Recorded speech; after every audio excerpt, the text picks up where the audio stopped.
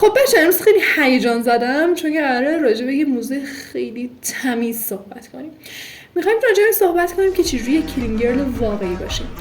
سلام بچه، این اولین ویدیو یوتیوب منه و من 2 ساله که میخوام ویدیو یوتیوب آپلود کنم، اما از اونجایی که آدم کمالگرایی ام همیشه اینجوری بودم که خب من نه میکروفون دارم، نه دوربین گوشیم خوبه، نه از چهره خودم راضیم و از اون طرف صدای خوبی هم ندارم حتی، پس این کار نمیکنم.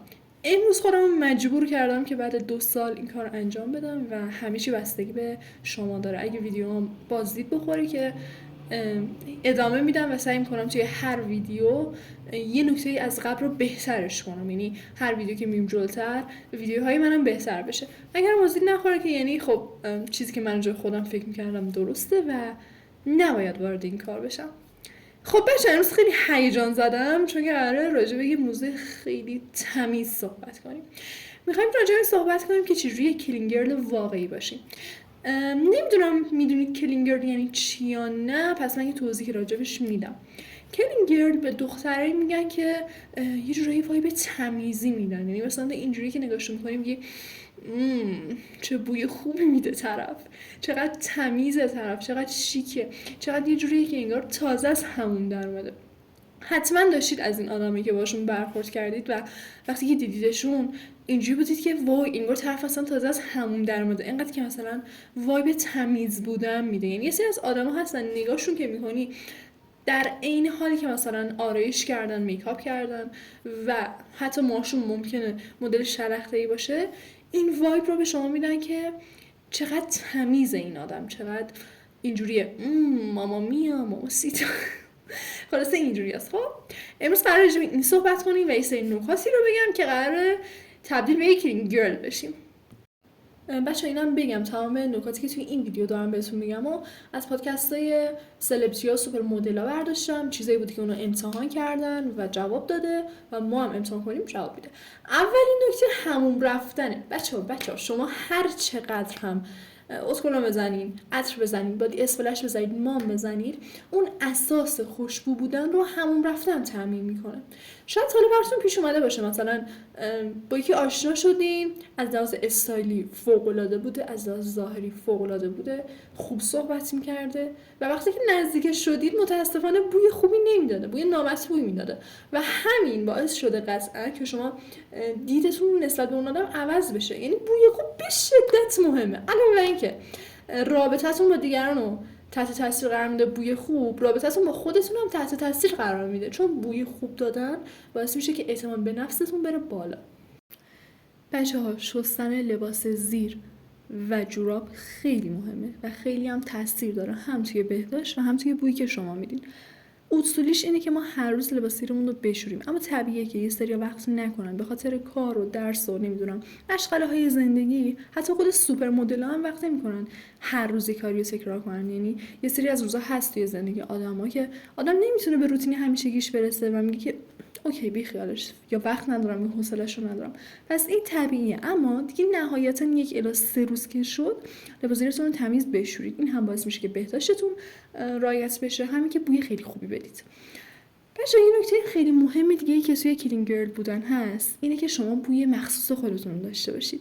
حالا چجوری میتونیم بوی مخصوص خودمون داشته باشیم؟ الان بهتون میگم. شما یه رایحه‌ای رو اول باید انتخاب کنید که دوستش دارید. مثلا من رایحه وانیل رو انتخاب میکنم چون بوی وانیل رو دوست دارم. بعد میام همه محصولاتی که برای بهداشت و مراقبت پوستیم رو میخرم با رایحه وانیل میگیرم. یعنی مثلا شامپوی بدنم با رایحه وانیل باشه، بادی اسپرش هم با رایحه وانیل باشه. این باعث میشه که 2 تا نکته به وجود بیاد. اول اینکه همه بوهای مختلف با هم قاطی نشن روی بدنم و یه بوی عجیب به وجود بیاد. هم اینکه من یک بوی واحد و مشخصی برای خودم دارم، اینجوری که مثلا هر کی بوی وانیل رو جای دیگه متوجه میشه سریع یاد من میفته. اوکی بچه‌ها این نکته رو باید خواهرانه بهتون بگم. واقعا وظیفه خودم میدونم به عنوان کسی که زخم دیدم از این موضوع اینو بهتون بگم تا شما این اشتباهو نکنید. این که وقتی میرید حموم، درسته که حموم رفتن به شدت مهمه، اما باید اصولی برید حموم. وقتی که میرید حموم 5-6 بار موهاتون رو نشورید مثل دوران جاهلیت من همیشه فکر میکردم که مثلا هر چقدر تعداد بیشتری موامو بشورم، هر چقدر بیشتر کف سرمون بمونم توی حموم، موهای من تمیزتر میشه، رشد بهتری داره و دیگه نمیریزه و این کاملا نتیجه عکس داره. هر چقدر که بچه‌ها ببینید واقعیت اینه، هر چقدر که بیشتر با موها و کف سرتون ور برید بیشتر ریزش مو پیدا میکنید. پس وقتی که میرید همون 1 الی 2 بار دیگه نهایتا موهاتون رو بشورید، بیشتر نشورید.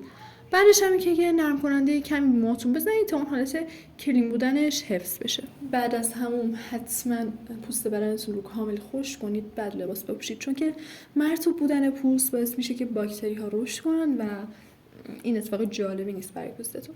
حالا از بحث همون رفتن بیایم بیرون، وارد بحث مراقبت پوستی میشیم. مراقبت پوستی شاید توی بو تاثیر نداشته باشه که نداره خب، ولی توی تمیز بودن و اون وایب کلین گرل بودن خیلی خیلی تاثیر داره. اوکی، ما به خاطر اینکه توی اینستا و حالا یوتیوب و اینجور چیزا خیلی خانمایی رو میبینیم که وقتی که دارن روتین پوستیشون رو انجام میدن کلی وسیله میچینن رو میز، از 10-20 تا سرم و کرم و اینجور چیزا استفاده میکنن. این تصور غلط توی ذهن ما ایجاد شده که خب هر چقدر که وسیله بیشتر داشته باشی برای مراقبت پوستیت قطعا تاثیر بهتری میگیری و بهتره، ولی این کاملا اشتباهه بچه‌ها، واقعا کاملا اشتباهه.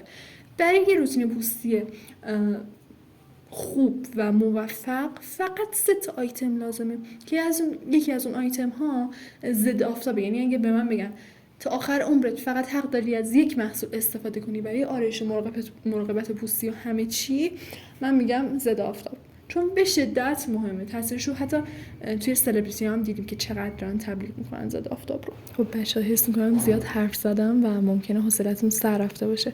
مرسی که تا اینجا تماشا کردید، دوستتون دارم، بای بای.